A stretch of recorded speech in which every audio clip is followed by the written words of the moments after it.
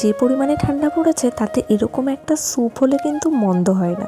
চলো এই শীতকালে খাওয়ার মতো একটা দারুণ স্যুপের রেসিপি তোমাদের সঙ্গে শেয়ার করা যাক। প্রথমে বাড়িতে যে সবজি থাকবে সব এরকম ছোট ছোট করে কেটে নেবে। তারপর কড়াইতে তেল গরম করে তার মধ্যে একটু রসুন কুচি দিয়ে দেবে।